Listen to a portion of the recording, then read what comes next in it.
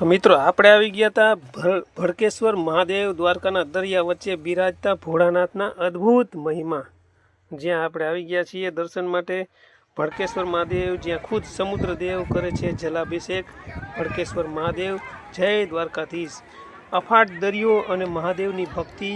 ભડકેશ્વર મહાદેવ મંદિરનો મારો અનુભવ। દ્વારકામાં સનસેટ સૂર્યાસ્ત જોવાનું સૌથી શ્રેષ્ઠ સ્થળ છે ભડકેશ્વર મહાદેવ। મોજાનો નાદ અને શિવ આરાધના। તો ચાલો માણીએ ભડકેશ્વર મહાદેવની શાંતિ। તો આપણે જોઈએ અહીં શંખ છે મિત્રો, જ્યાં લોકો ફોટા પડાવી રહ્યા છે। મિત્રો અહીંયા દરિયાનો નજારો ખૂબ જ સુંદર દ્રશ્ય જોવા માટે આપણે ત્યાં જઈએ।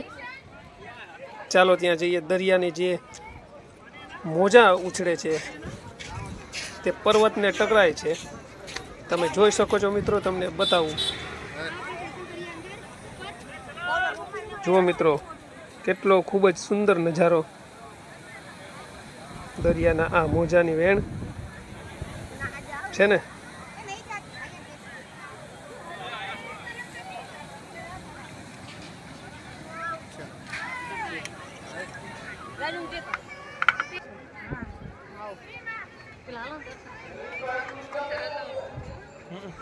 મિત્રો આપણે પહોંચી ગયા છે મંદિરે, અને મંદિરમાં જો કે વિડીયો શૂટ કરવાની મનાઈ છે, એટલે આપણે બહારના દરવાજેથી જ આપણે પાછા વળી ગયા હતા, અને તેનો જે દર્શનનો જે વિડીયો છે તે તમને બતાવી નથી શકતો। મિત્રો આ દરિયાનો કિનારો, દરિયાનો તમે જોઈ શકો છો, દરિયાદેવ।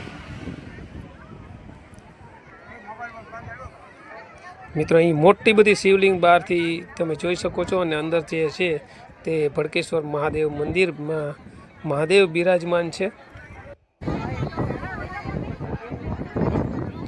મિત્રો એકવાર દ્વારકા આવો તો શિવરાજપુર બીચ અને તેની જ બાજુમાં નજીક જ આવેલું છે ભડકેશ્વર મહાદેવ મંદિર।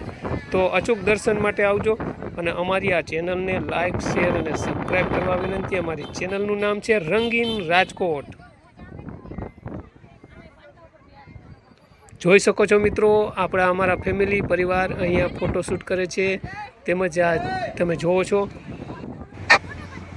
સરસ મજાનું ખૂબ જ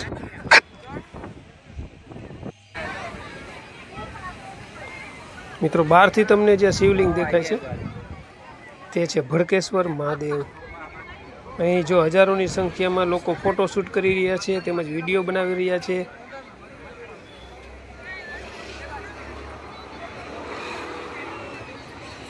ખૂબ જ સુંદર નજારો છે।